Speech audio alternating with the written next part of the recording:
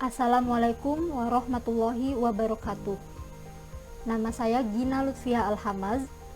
Di sini saya akan menjelaskan sedikit tentang karya dari ilmuwan yang bernama Banu Musa bin Syakir dari buku yang berjudul The Book Ingenious Device, terjemahan dari Kitab Al-Hiyal. Sebelum kita ke alat yang dibuat oleh Banu Musa, lebih baik kita mengenal Banu Musanya itu sendiri. Jadi Banu Musa ini adalah 3 bersaudara yang hidup pada abad ke-9. Mereka adalah ilmuwan yang sangat aktif di Bayat Al-Hikmah, Baghdad, Irak. Banu Musa berhasil membuat 100 mesin mekanika. Penemuannya lah yang memberikan efek besar bagi kemajuan arsitektur Islam dan berhasil diwariskan serta dikembangkan kepada generasi berikutnya hingga sekarang. Saya akan menjelaskan 3 dari 100 perangkat pintar yang telah dibuat oleh Banu Musa, yaitu model 31, model 32, dan model 33. Yang pertama adalah model 31. Jadi di sini ada sebuah tabung unik dengan 2 kepala. Ada kepala A dan kepala B. Misal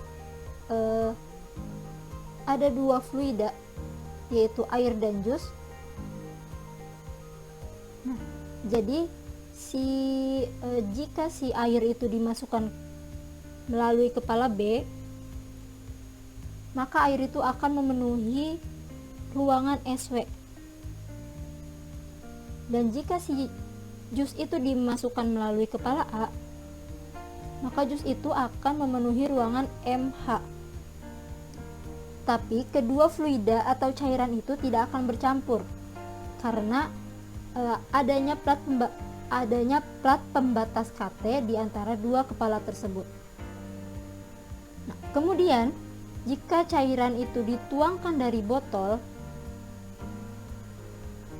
air yang ada di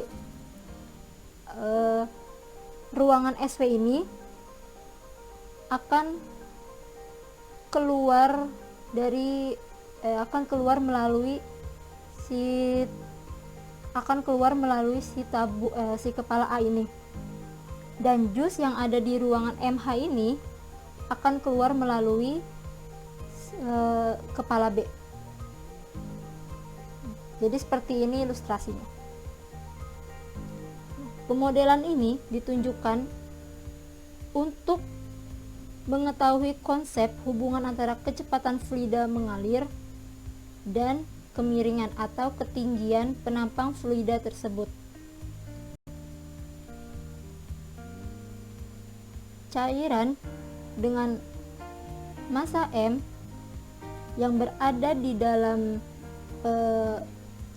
tabung atau botol ini mengalami gaya-gaya seimbang sehingga cairan itu tidak mengalir.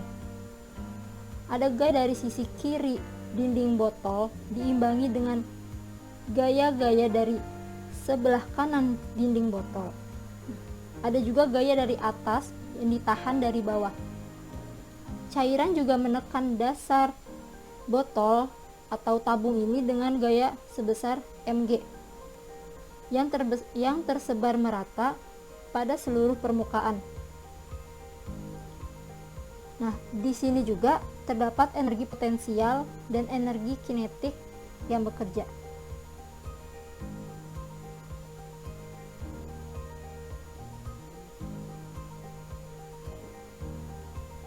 Selanjutnya ada model 32. Banu Musa merancang tabung ini untuk mengontrol jumlah air yang keluar dari tabung. Pada tangkiki terdapat sebuah beban B yang dihubungkan pada penutup lubang J yang akan menutup lubang piringan KT ini. Nah, air yang terisi di piringan KT akan turun ke dalam tangki ME saat lubang J tidak terhalang penutup. Nah, turunnya air ini dipengaruhi karena adanya gravitasi dan pengaruh perbedaan tekanan antara tekanan udara di piringan KT dengan tekanan udara di sekitar tangki ME. Lalu, air yang tertampung pada tangki ME ini akan mengalir menuju tangki Q. Air yang tertampung pada tangki ME ini akan mengalir menuju tangki Q melalui penghubung seperti pipa kecil,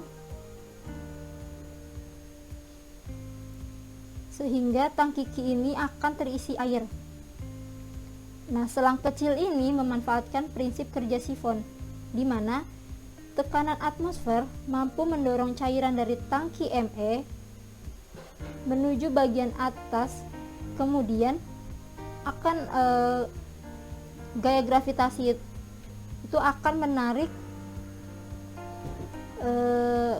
cairan itu ke bawah dan memenuhi tangki Q, yang mengakibatkan berkurangnya tekanan di bagian atas sifon, dan kemudian berakhir dan membuat beban pada tangki Q terapung, yang menyebabkan penutupnya atau yang menyebabkan tertutupnya lubang J itu, sehingga air dari piringan KT berhenti mengalir ke ME. Kemudian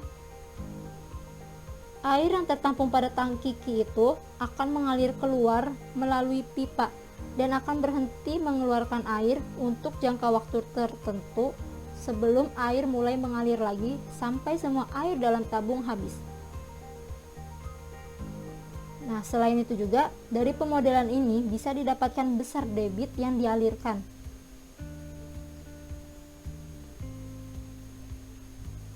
Nah,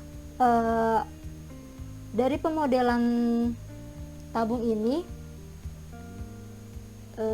tuh menyerupai wastafel modern di toilet atau dispenser. Oke, selanjutnya ada model 33.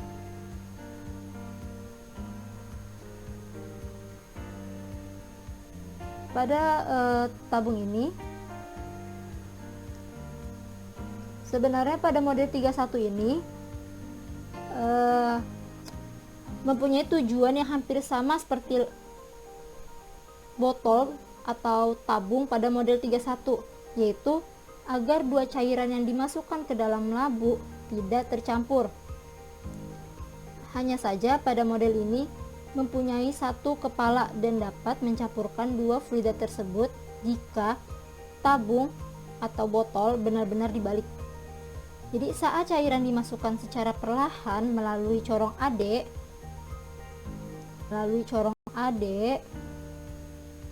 maka cairan tersebut akan memenuhi tangki BEH yang masuk melalui lubang H. Sedangkan saat cairan dimasukkan secara paksa atau berlebihan melalui corong AD, maka cairan tersebut akan memenuhi tangki BET yang masuk melalui lubang T. Tangki BET masuk melalui lubang T. Nah, pipa JZ di sini yang bertujuan sebagai tempat keluarnya udara, sehingga pada saat air dimasukkan ke dalam tabung atau botol terjadi prinsip Bernoulli yang disebutkan bahwa ada hubungan antara tekanan dan kecepatan. Seperti yang sudah dijelaskan pada paragraf atas, saat air dimasukkan secara perlahan, maka tekanan yang didapat oleh fluida tersebut kecil, sehingga akan menghasilkan kecepatan fluida yang besar. Begitupun pada saat air dimasukkan secara paksa, maka tekanan yang didapat oleh fluida tersebut besar, sehingga kecepatan fluidanya pun menjadi kecil. Pada peristiwa ini juga terdapat energi potensial dan juga energi kinetik yang berlaku. Selain itu, Di sini juga ada manuskrip Arabnya dari model 31, 32 dan 33 yang didapatkan dari Digital Library Vatikan.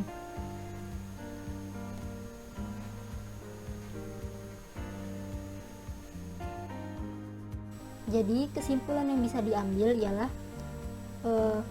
Banu Musa ini adalah sosok yang luar biasa hebat karena telah menciptakan 100 model perangkat pintar memanfaatkan fluida, suatu bahan yang banyak di sekitar kita.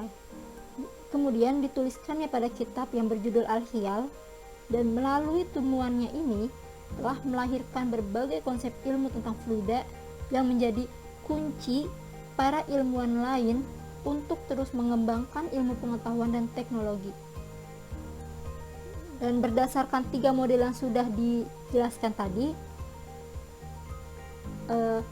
jadi model 31 dan 33 ini mempunyai kesamaan dalam prinsip dan cara kerja, yaitu agar fluida di dalam tabung tidak akan tercampur. Sedangkan pada model 32 ialah memanfaatkan atau mengontrol keluarnya air dari tangki. Sekian penjelasan yang bisa saya sampaikan.